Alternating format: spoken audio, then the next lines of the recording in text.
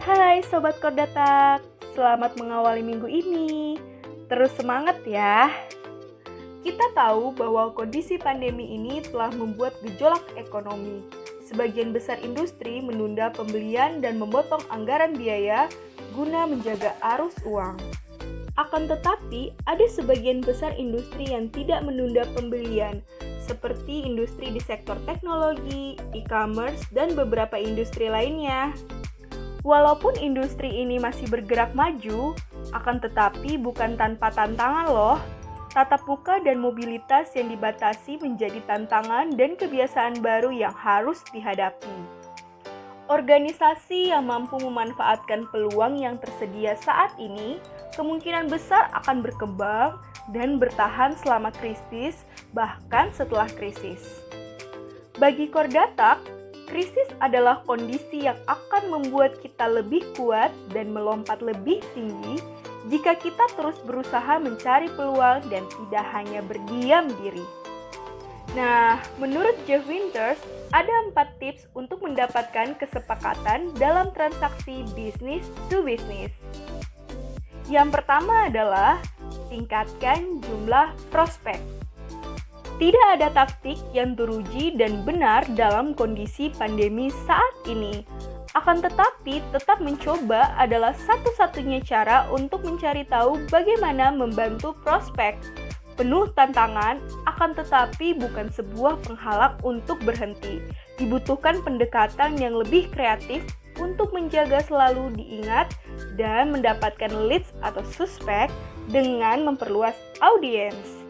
Yang kedua adalah memikirkan terus tentang prospek Anda. Kondisi saat ini akan merubah siklus transaksi di banyak pelanggan. Hal ini disebabkan perubahan keputusan di organisasi perusahaan. Penting bagi kita untuk mengetahui perubahan ini agar kita bisa mengatur resources dan memprioritaskan mana yang akan menjadi fokus utama untuk mendapatkan kesepakatan. Jangan ragu-ragu untuk mengkonfirmasi proses yang terjadi di organisasi pelanggan. Yang ketiga adalah berempati.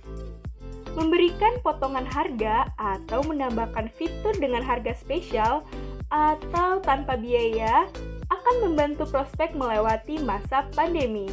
Hal ini adalah kemenangan bagi semua pihak. Mendengar dan menerima apa yang mereka butuhkan, bersedia berkorban untuk mendapatkan kesepakatan akan sepadan dengan loyalitas prospek jangka panjang.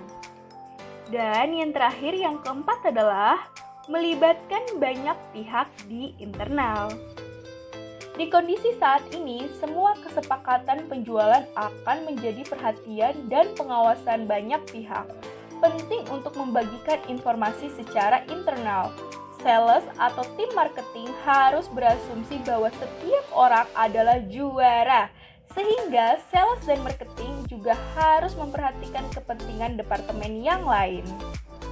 Dalam melakukan kesepakatan penjualan, tetap berdasarkan return on investment, yang berarti organisasi harus melakukan bersama-sama menekan biaya secara internal untuk bisa mendapatkan kesepakatan penjualan di kondisi saat ini. Nah, bagaimana Sobat Kordatak? Semoga bisa bermanfaat ya. Kita tidak boleh berhenti berusaha untuk menguji taktik dan memperketat proses yang dilakukan. Pandemi ini akan berlalu, akan tetapi kita tidak boleh berdiam diri saja. Terus berusaha dan melakukan semuanya dengan sepenuh hati.